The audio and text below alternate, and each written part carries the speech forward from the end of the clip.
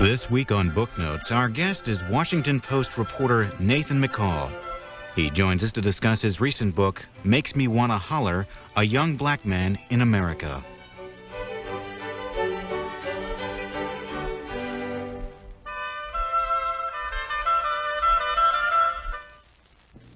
Nathan McCall, author of Makes Me Wanna Holler. Where'd you get the title?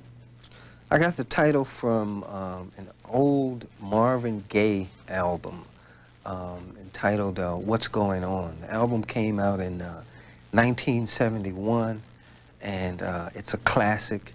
And there was a song on the album called Inner City Blues that I really could identify with. And they had a line in there that said, makes me want to holler and throw up both my hands.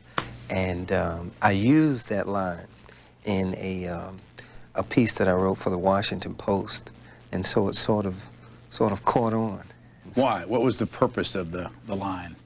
The line was talking about, well, the song itself talked about the times, the social strife, and some of the same issues we're dealing with today. You know, crime, depression, you know, the struggle of black people, and that was the theme of the song. And so Marvin Gaye, in singing the song, was just sort of expressing his frustrations and saying, you know, that it all makes him want to holler. Where were you born? I was born in Portsmouth, Virginia, which is about 3.5 hours south of here. How long did you live there? I lived there, well, we lived there for a couple of years. My stepfather was in the Navy, and so we traveled quite a bit. We lived there a couple of years and lived in Morocco and Key West, Florida. And then when my stepfather got ready to retire from the Navy, we moved back. I guess I was about 9 years old then. And so we lived there from the time I was 9 years old. My parents still live there. And what are you doing right now? I'm a reporter for the Washington Post. I'm on leave. I went on leave to write the book. And so right now I'm on book tour. Let me go through a couple of little things about your life, and then we can come back and go into them in great depth. Sure. How many different jobs have you had in your life?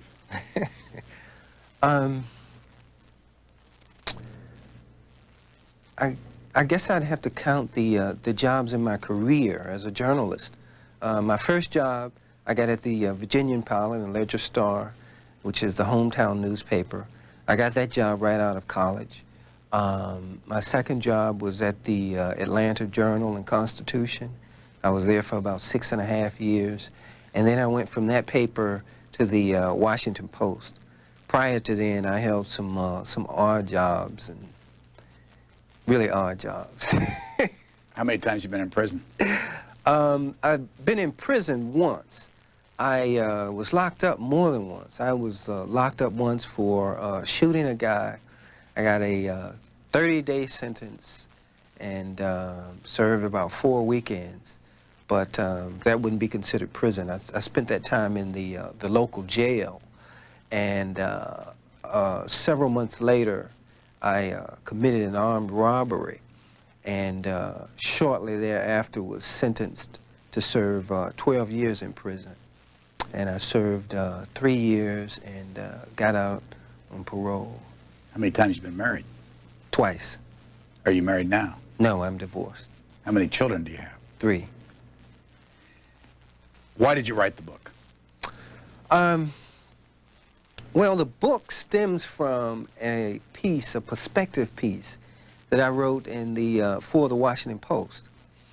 I had moved here from Atlanta, and I mean, as soon as I moved here, I realized, I could feel it, that there was a difference in the intensity of the crime in this area, the crime and the violence, than in Atlanta. Atlanta had, you know, and still has problems with crime and violence, but the level in D.C. was different. And so I noticed that. The other thing was that in moving here, it brought me closer to my hometown, When I lived in Atlanta, it was about an 11 and a half hour drive from Atlanta to Portsmouth. And so usually I only got home about once or twice a year. Well, after I moved here, I was able to go home much more frequently. And so I'd go home and visit my parents and hear about all that was going on with some of the guys I grew up with on the streets.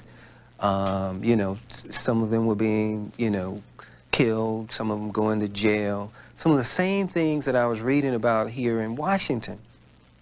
And it struck me that the difference was that when I read about these stories here in Washington, they were stories about faceless people.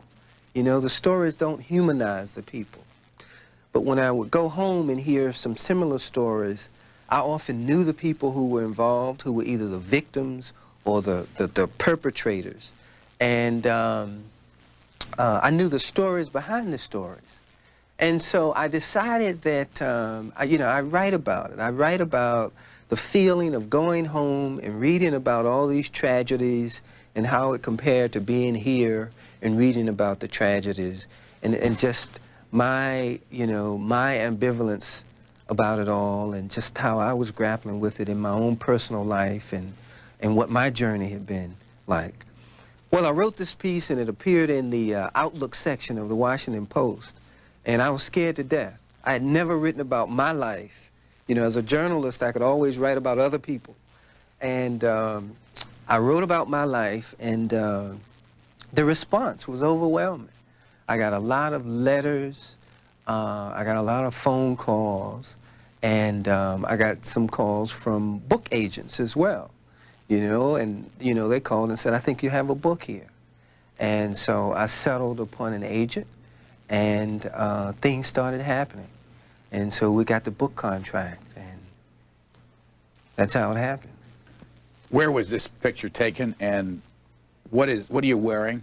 The picture was taken on some street in D.C. They wanted an urban setting, and they found a building that had some graffiti on the walls. And so they told me to come dressed like I might dress ordinarily, and it was summertime, and so that's generally what I would wear in the summer. T-shirt, just dress lightly. What do you call this? A cap? I call it a cap. Some people call it a kufi. You know, it's similar to the hat that Muslims wear, but it's not a Muslim cap. It's more ethnic than Muslim. What's your anger level at this point in your life? My anger, Brian, my anger level is about the same as it was when I was a teenager. The only difference now is that I know what to do with it. I know how to direct it. When I was a teenager, I had this blind rage in me. I knew I was angry. I knew I was angry at someone, but I couldn't, you know, if you asked me to define it, I wouldn't have been able to do it. Now I understand it. I understand the source of that anger, and I know what to do with it. You know, I know how to take it and turn it into something constructive rather than self-destructive. You will understand why I'm asking this question based on what's in the book, but how would you feel, what's the difference that the way you would feel, me, a white person interviewing you, versus a black man sitting here interviewing? What's the difference? Yeah. And what do you see when you look at my face compared to if my face were black? What's the difference in your head?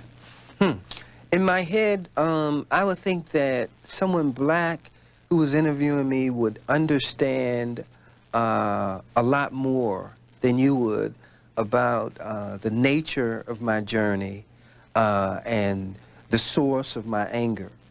I think for you, it would probably be more difficult to understand. The difference, of course, being that, I would assume that a black person interviewing me would have also experienced some of the same things that I've experienced, working in the mainstream, some of the same frustrations. and even out on the street. And so they would be able to identify more, I would think, than you with some of the things that I would talk about.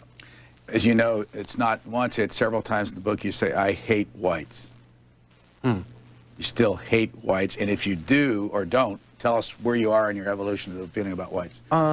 Yeah, now, you know, for a long time, I hated whites. That was part of that blind rage, because I felt, you know, that my life had been shaped by forces much larger than me, by institutions that were much larger than me, that I had no control over and very little access to. And all I knew was that those forces and those institutions were controlled by white people. And the lives of most of the people around me, including my parents, were shaped by those forces. And so, you know, it was easy to say, hey, you know, then if, white people are evil. You know, I hate white people. And that's how I felt for a long time. And I carried that kind of anger right up until the time that I went into the white mainstream to work as a journalist. When I first went into the mainstream, I did not trust white people. And it was strange, I met white people who were very friendly and who were anxious to help in whatever ways they could. And I wasn't really expecting that. And I didn't quite know how to respond to it. And so on that first job, I still kept my distance, you know, though, just the demeanor of some of the whites made me wonder, made it a little more difficult for me to say all white people are bad. When I went to my second job at the Atlanta Journal-Constitution, the same thing happened. And I met a guy, I was in this newsroom, and there was this white guy who came to work for the paper who sat near me. And the guy was just very friendly. What's his name? His name is Danny. I wrote, there's a chapter in the book. Danny Baum, right. There's a chapter in the book called Danny.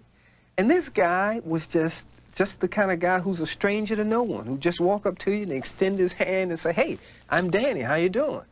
And I didn't feel the same kind of baggage or reluctance that I often felt from whites. I didn't feel that from Danny. And Danny was able to, encourage me to lower the barriers and to open up a little more. And we began talking, and we began spending time together away from the job. We both, enjoy riding bicycles. And we get on our bicycles on the weekend and ride and talk.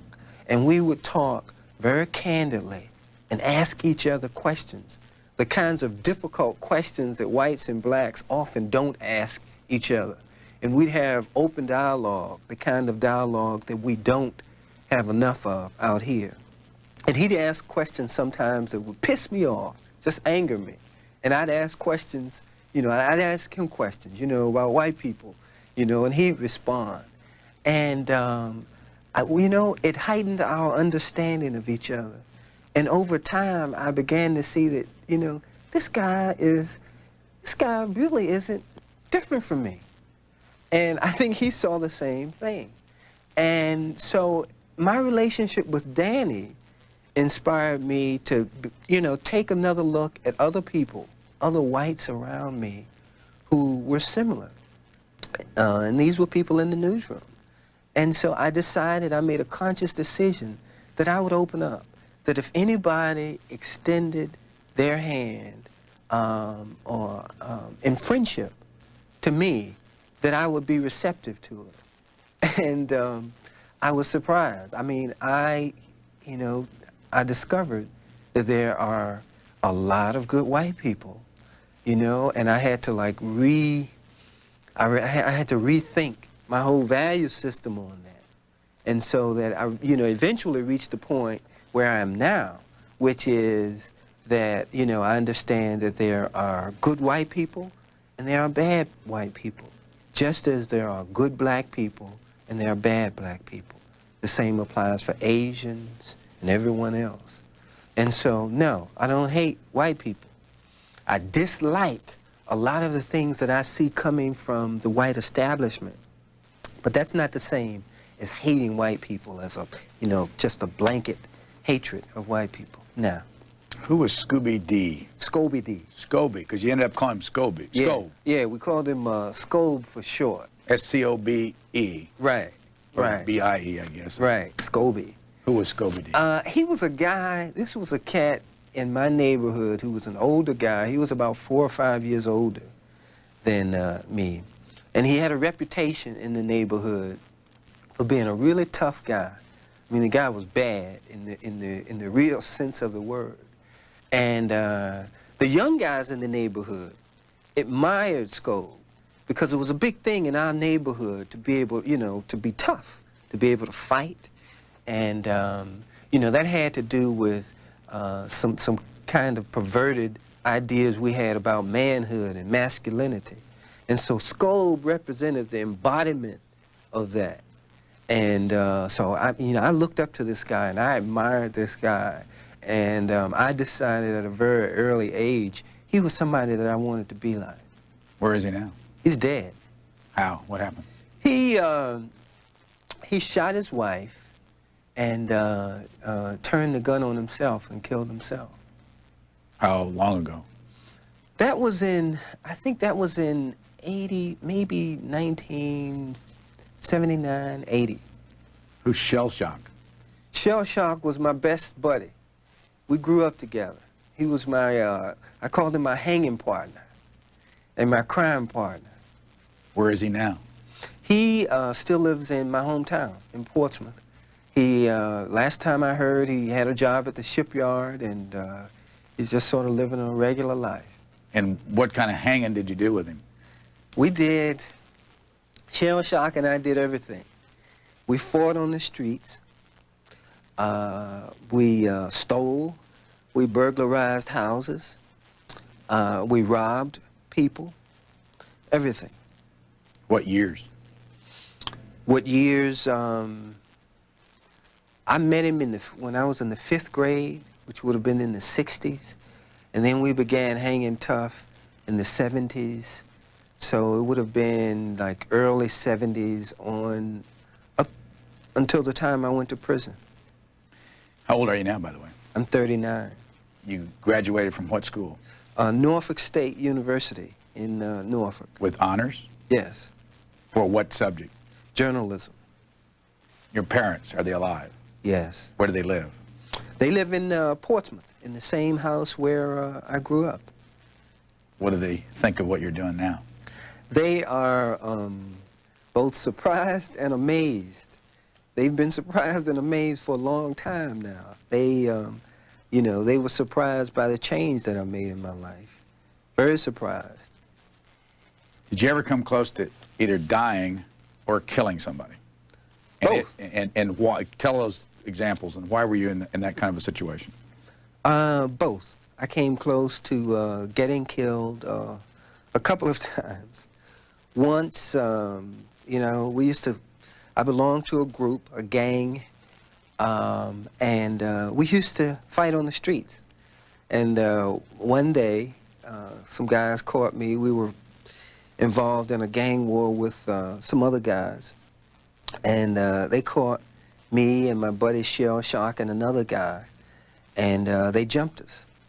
And they beat us with lead pipes, and they stomped us, and, you know, they did everything. Why? And, well, we were at war. I think it started, you know, I think it was a turf thing. It started, you know, they had started coming to our bus stop in the mornings, and we would compete for girls' attention. And we didn't like them coming to our corner, talking to girls who lived in our section of the neighborhood. And so we jumped them one day, and they retaliated. We jumped them, and I put a gun to one of the guys' head, and they retaliated. And so they caught me and beat me pretty bad. They cracked a few ribs. I had a brace around my neck. They busted my mouth up pretty badly, you know, and they beat me with these pipes in the head. And I felt then, you know, that, you know, there was a moment there where I actually felt that I was going to die, because I kept waiting for them to stop beating me. And I remember, you know, just thinking, they've got to stop eventually. And they just continue. And I felt myself losing consciousness. And somehow it stopped. And someone helped me home, and I was all busted up and, you know, bleeding. I felt then, though, that I had come pretty close to death. Another time, some buddies and I went across town, and it was during a time when we were involved in a gang war with cross-town guys. And we went to see some girls who lived across town, and these guys caught us in the neighborhood. And they were coming down on us with these sticks, and they had guns. And we were unarmed. And they pulled out the guns and started shooting at us. Pow, pow, pow, pow. And so we started running. And I just, you know, and I was running and feeling at the same time that one of those bullets was going to get me. One of them was going to get me. And I was fortunate enough to get away. And so, I had so many, close scrapes like that.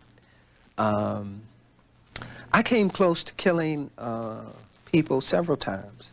I guess the closest time was when I shot a guy. He and I had some run-ins. Plaz? Yeah, Plaz. His name was Plaz. P-L-A-Z. P-L-A-Z. What does that mean? I don't know what it meant, but that was his nickname. He was an older guy, and we had some run-ins through the years. And he said something offensive to my girlfriend. And that was like the last straw. And my girlfriend and I were at a carnival one day, and Plaz and some of his buddies walked up to us, and he put his finger in my girlfriend's face and threatened her, and then looked at me. And, according to the street code, that wasn't something that I could let him get away with. He had disrespected me. You hear young black guys talk about that now. They call it dissing. You know, they say he dissed me. And so I had a gun on me at the time. And I decided that I had to shoot him. And he was about as close to me as you are. He was actually a little closer because he was ranting and pointing his finger at me. And so I pulled the gun out of this pouch that I was carrying. I pulled the gun and I shot him. And I aimed it at his heart. And after I shot him, he fell, and I went toward him, and I was going to shoot him again.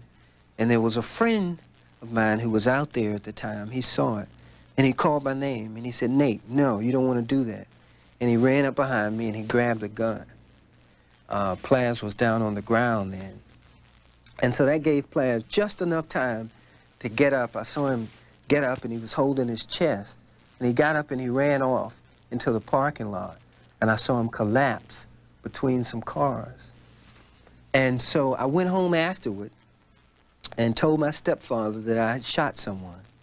And he said that we needed to go to the police station, and I needed to turn myself in. So we went down to the police station, and we were sitting outside this office, and we had been sitting out there for a long time. And so this detective came out, and he spoke to my stepfather. He said, "I'm sorry it's taken so long here," he said, "but the guy that your son shot has been taken to the hospital, and they think he's going to die. And so we're going to wait and see what happens, because if he dies, we're going to charge your son with murder." Well, I was 19, and even though I knew I had shot this guy, it hadn't occurred to me that this guy might die, you know? I think a lot of teenagers don't think like that. They don't think about the consequences. You know, you look at TV and you see some guy get shot, you know, and he holds his arm, or maybe he ties a tourniquet around his arm, you know, and you know, he may go off somewhere and do several other things before he goes to see a doctor. And that was sort of the notion that I had. You know, you shoot a guy, but he's not going to die. And so when this detective said that he might die, it dawned on me that I might be charged with murder. And that was the first time that the whole notion of consequences registered in my mind. And hours later, the detective came back and he said, well, you know, I've talked to the people at the hospital and they think he's going to pull through. They said the bullet just barely missed his heart, and that if it had been a little closer, he would have died. I mean, and I had been praying for this guy to live because I didn't want, you know, I hadn't intended to kill anybody. And so I was, you know, I was glad that this guy pulled through. What did you get? I was sentenced to serve 30 days in jail and given a $300 fine. And I ended up serving 4 weekends in jail. McDonald's incident. Explain that one. That one happened about 8 months after the shooting. I was on probation, and some buddies and I, we were going to go and rob a hotel. We went to the hotel that night. No, that's the Sheraton. In Norfolk? Yes, the Sheraton Hotel. It was at a shopping mall. And we went there to rob this hotel, and things weren't set up the way that we thought they were going to be. I mean, there were people in the lobby. There were people there. I mean, you know, one of my buddies, a guy we called Nutbrain, who was actually, I mean, his name implies that the guy wasn't very smart, but he was street smart. He would go and check these places out in advance. He would do the advance work and lay out the plan, and then we would go and execute. And so he had checked out this hotel, and according to the plan as he laid it out, the lobby was supposed to be fairly empty. We'd go in and we'd hit them at the registration desk and make our dash. And we got there and they were having some kind of formal event. The lobby was crawling with people. In addition to that, they had security guards there. And so we left. And on it, we were riding around just trying to think of something else to do to get some money. And Nutbrain said, well, let's do this McDonald's.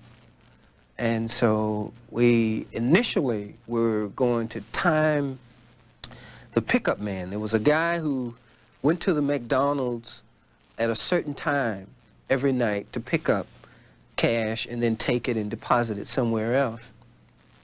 And we got there, and this guy was just leaving.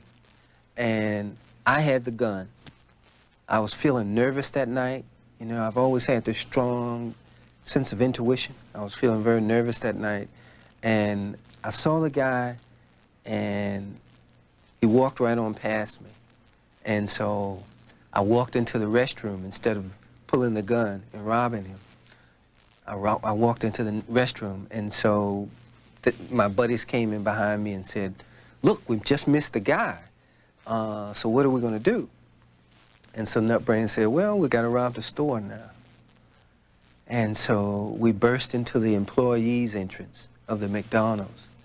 And I pulled the gun and told everyone to go over to the corner. And all the employees did as they were told, and Nutbrain and my other partner went over to the cash registers and got these McDonald bags and began loading money into the bags while I stood watch with the gun. And while I was standing there, the manager tried to ease his way into his back office. I guess I assumed to call the police. Manager was black. Right, he was black. And so I warned him. I pointed the gun at him and warned him, don't move. And then a few minutes later, he tried it again. And so I pointed the gun again and put my finger on the trigger, and I said, if you move again, I'm going to bust you. And at that moment, I was trying to decide whether or not to shoot this guy. I know he was scared. I was scared, too. I was just as scared but I decided that if he moved again, I'd have to shoot him. And I'll always remember the feeling of having my finger on that trigger, because, you know, I was contemplating on whether or not to squeeze it. And I believe to this day, if I had squeezed that trigger, I would have shot that guy, and that guy probably would have died.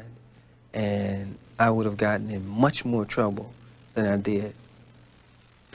You called this guy, and I wanted to ask you about this term, a head-scratching nigger. Right. What's that mean?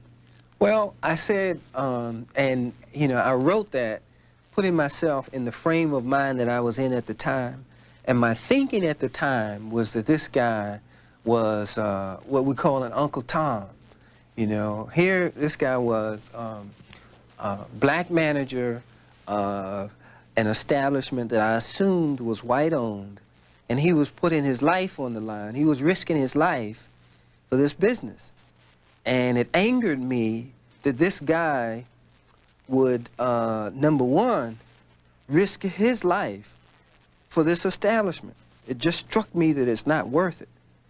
And it also angered me because I didn't want to shoot him, and yet I felt he was going to do something crazy to force me to shoot him. And so, you know, I had all these emotions going through me, and I found myself getting angry with this guy, and that's how I thought about him. I thought about him as a head-scratching nigger. You know, somebody, you know, they used to talk about, you've probably heard people talk about house slaves and field slaves during slavery times, and you know, the way the story goes is that some of the house slaves began to love the master and protect the master's possessions as if they were his own. And that's how I view this guy, as a house slave. What's the difference? What's the word? Both the N-I-G-G-E-R, nigger and nigga. And if I call you a nigger, or you call me one, or you call another black man, what does that word mean now? You know, it means a lot of things. It's one of those words, you know, I mean, in the English language is crazy like that. One word can have like so many meanings and so many implications depending on how it's used. Context is everything. Nigger is one of those words.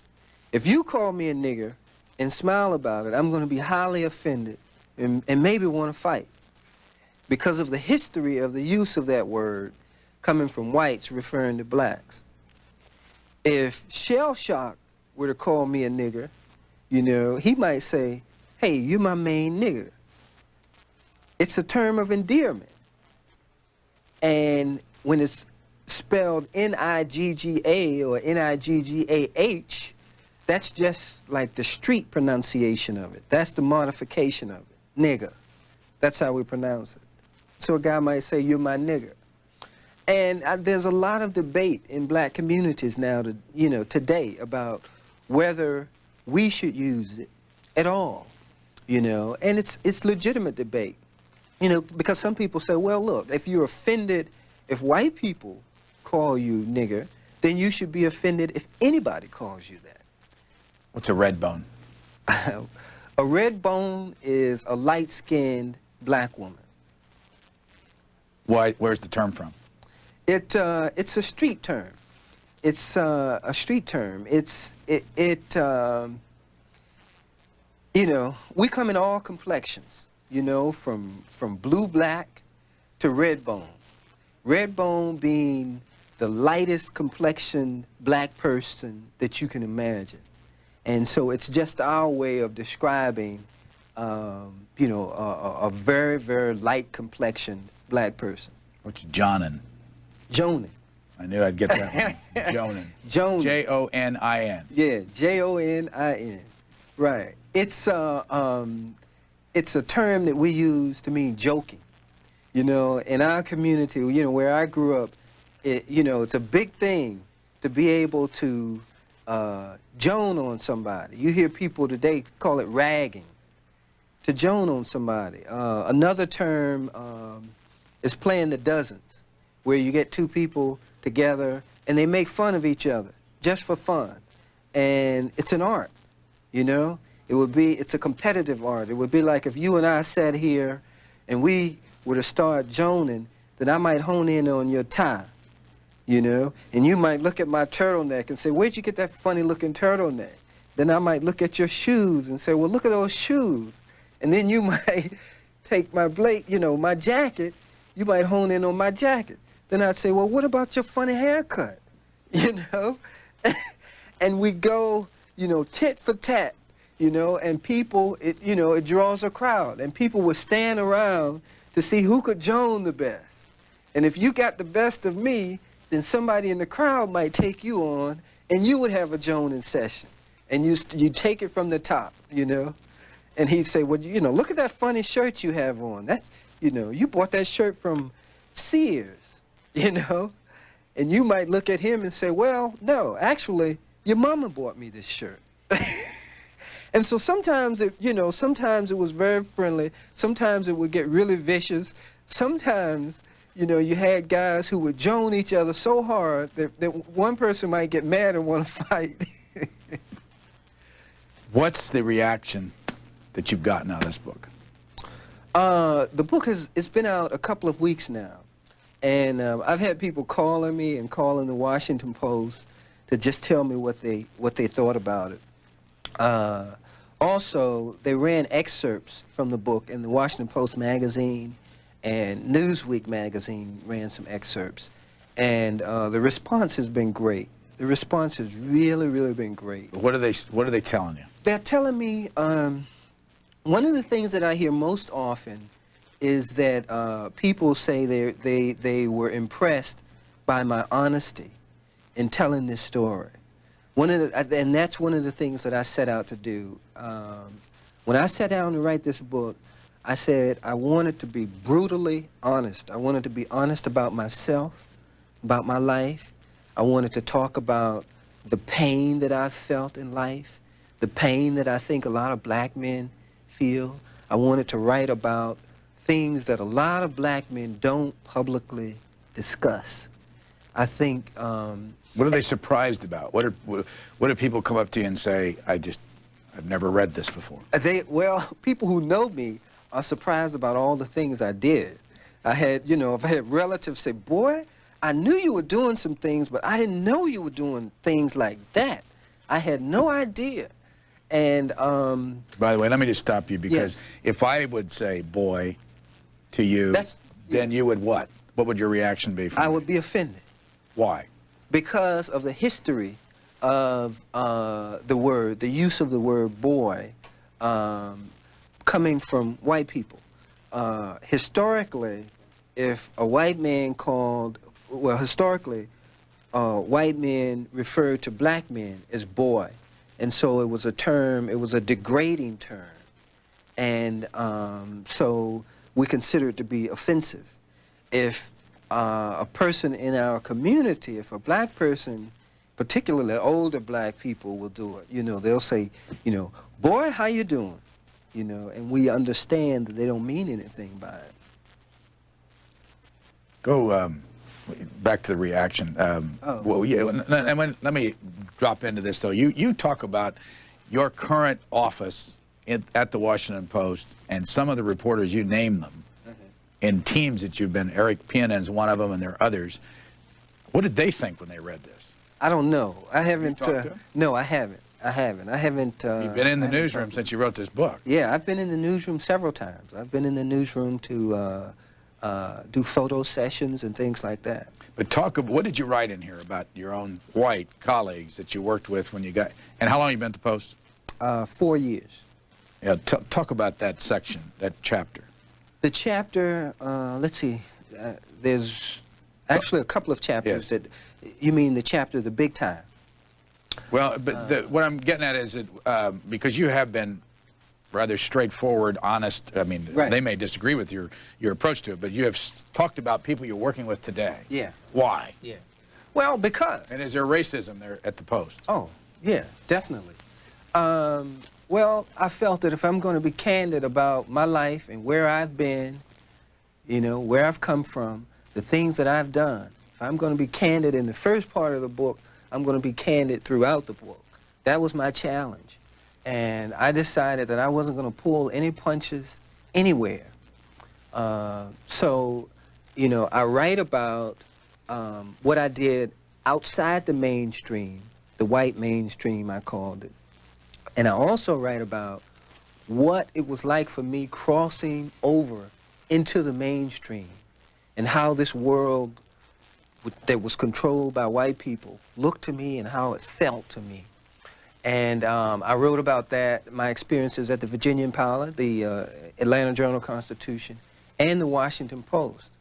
And the section that I wrote about, the chapter that was about the Post, I talked about the racism. Eric Pianin was an editor. I covered City Hall when I first came there. And we had a team of reporters that was supposed to work together. And I was the only black on that team. And there were 4 of us, there were about 3 or 4 of us. And we, you know, covered campaigns.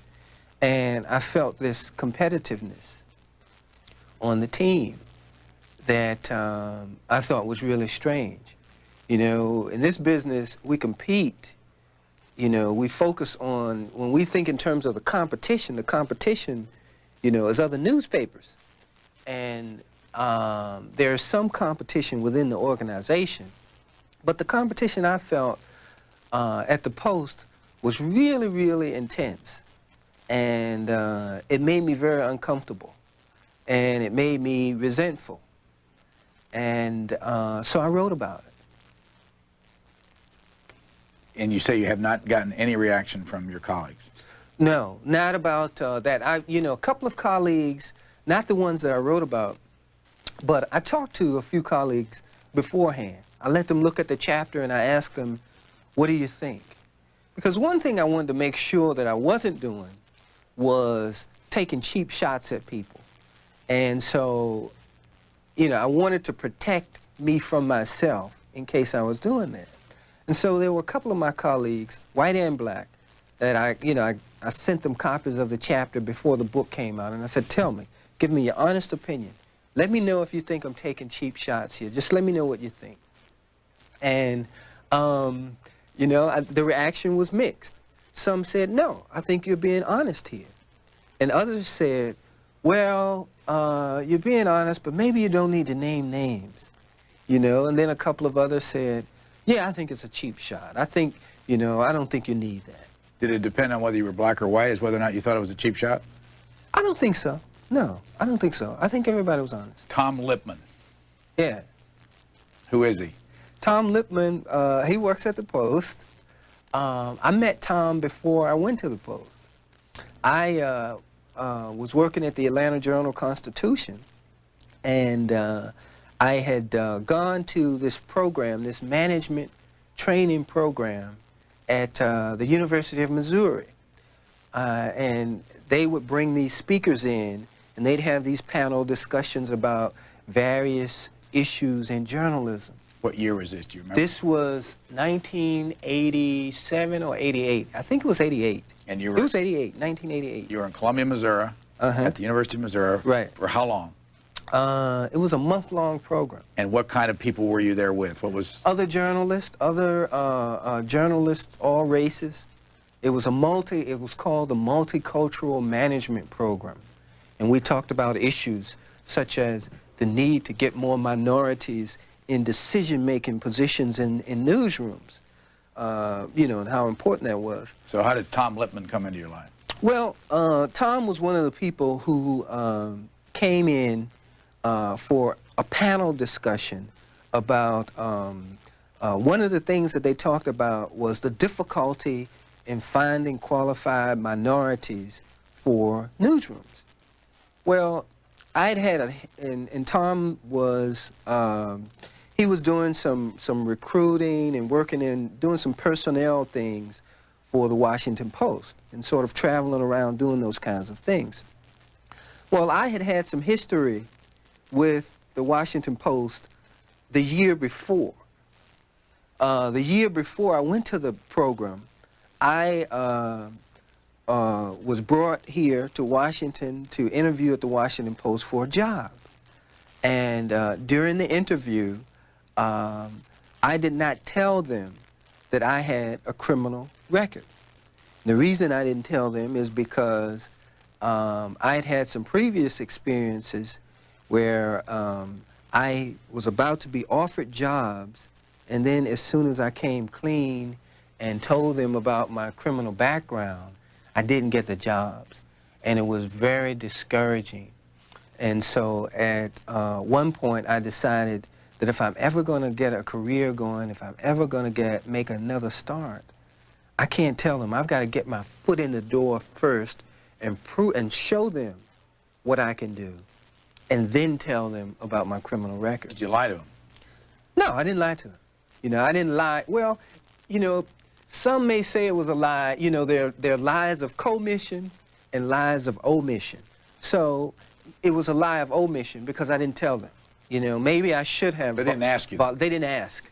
And I didn't fill out an application. You know, in many organizations, you don't fill out a job application until, you know, you're being processed for personnel. And I think it would have come up then because, you know, on most applications they have that question. Have you ever been convicted of a felony? And so I hadn't gone through that.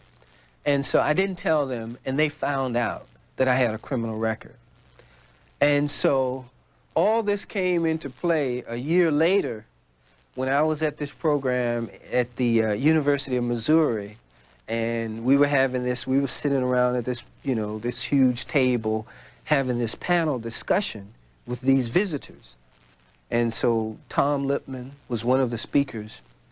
And so he started the session out by saying, well, you know, we're having a hard time. We have a hard time at the Washington Post finding qualified minorities. Let me give you an example. He said there was a young man that we interviewed for a job recently, and as soon as he said that, I'm sitting there in this room, Brian, and as soon as he said that, I knew he was talking about me. I said, oh my God, here it goes. This is my life. This is the story of my life. He said, we had a young man who interviewed for a job with us, and we liked him a lot. His qualifications were good. He interviewed well. Everybody liked him, and we were all set to offer him a job. And come to find out, the guy had done time before for armed robbery. And so I'm sitting there just falling apart. I didn't know what to do.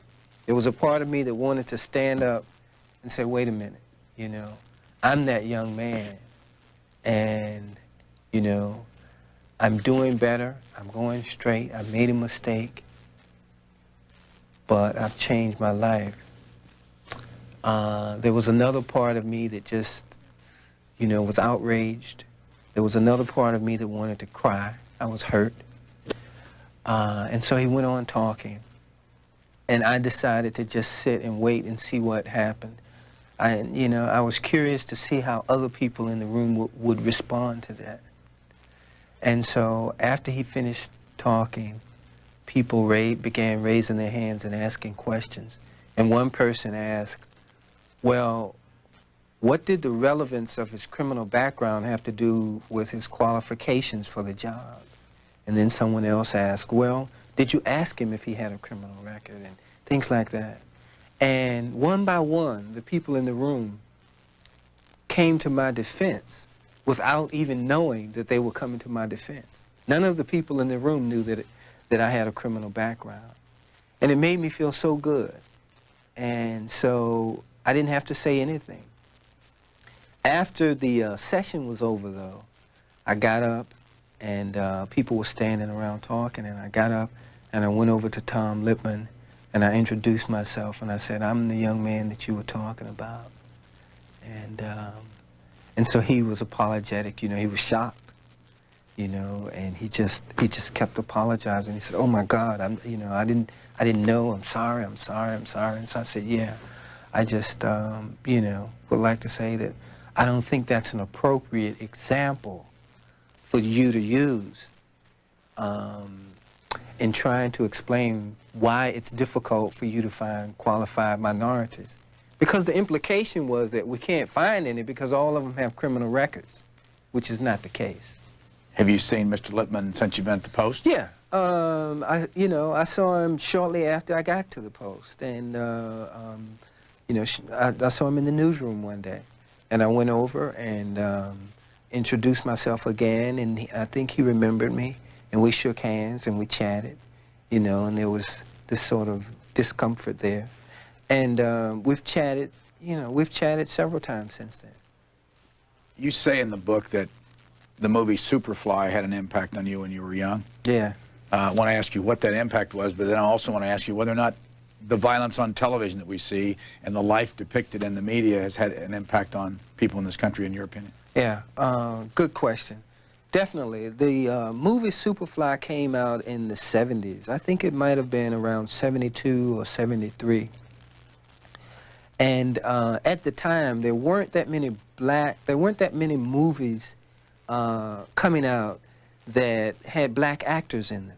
And so everybody went out, everybody in my community anyway, and I think all over the country, blacks, went out to see this movie because it was a movie about a black guy who, in his own way, was a kind of hero. This was a guy who decided that he did not want to work for white people, that he wanted to be self-employed, but he didn't want to work in the system. He just didn't feel that it would work for him. And he decided that he would sell drugs and try and earn enough money so that he could eventually start a legitimate business. That was his game plan. And this guy was real slick dressing, real cool guy. And so he sold cocaine. And in the end of the movie, he reached his goal and sort of rode off into the sunset. And I think I was about 16, 17 years old and very young and very impressionable. And me and my buddies were sitting there watching this movie, and it was like, wow, that was cool, that was hip. And we talked about it. Everybody talked about it. And that movie had a profound cultural impact in the black communities.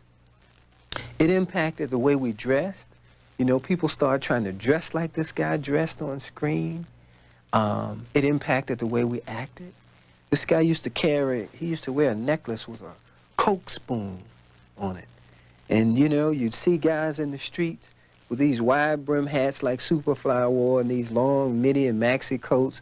And they'd have on the turtlenecks like him and the Coke spoons around their necks. It really had a profound impact because black people were searching there. We were searching for direction. There was the civil rights movement, but people in my generation were beginning to become disenchanted with that, and so we were looking for alternatives. And this, for us, for 16 and 17 and 18-year-olds, it looked like a viable alternative. And so my buddy Shell Shock, he actually began dealing drugs. He got the idea from that movie. And so there's no question in my mind that young people who watch movies, who watch a lot of TV, are affected by what they watch. And it makes sense because when you're young and immature, you don't have the same kind of filtering system that adults have. You can look at a movie and say, you can reject the values that are promoted in that movie. You can reject the ideas that are promoted in that movie. You can reject the behaviors that you see in that movie. You can separate reality, from fiction in the movies. But young kids get caught up in it. We look for role models, and we don't always get them in our households. We don't always get them in our neighborhoods. Sometimes we get them off TV. And I think that's what's happening today. You also said that in your early days and you referenced this, that the Kennedys all bootlegged liquor during World War II. Right. Got to be millionaires. So if you stole a few things, so what? Right. That was, I wrote about that, in recalling a conversation that my buddies and I were having when we were sitting around talking about alternatives and what we would do rather than, go and work for the white man. And somebody in the room said that. Said, look, you know, think about the Kennedys, man. They started off with an illegal business. They were, you know, they ran liquor during Prohibition and then earned enough money to eventually open legitimate businesses. And, you know, to our way of thinking at the time, it made sense and it seemed possible. What are you going to do next? I don't know. Is there a movie in this thing? Yes. Shortly after we got the book contract, we got a movie deal. I learned a lot about just how closely entwined the book industry and the movie industry are. As soon as we had the bidding war for the book, we began getting calls from Hollywood. And so we got a good offer from Columbia Pictures, and we eventually were able to do a contract with them. They bought the rights to the book and to the story. And so this is, the director will be John Singleton, who was the director of the movie Boys in the Hood. And he's about to start on another movie project, and they have said that this will be his next project. And so we're having discussions now about what, if any, role I would play in the making of the movie. What about you, otherwise, next? Are you going to stay at the Post? Yeah, I'm supposed to go back to the Post in the spring. You feel that you're different today than you were before all this writing started? Yeah. I don't think you can go through this experience and not change in some way, especially when you write this kind of book.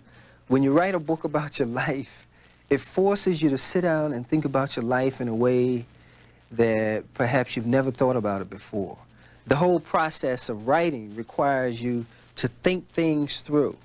And I had to put my life together in a story in a way that it would make sense to readers, and in a way that it would help readers understand the journey that I've taken, you know, from the streets to the mainstream and why I took that journey.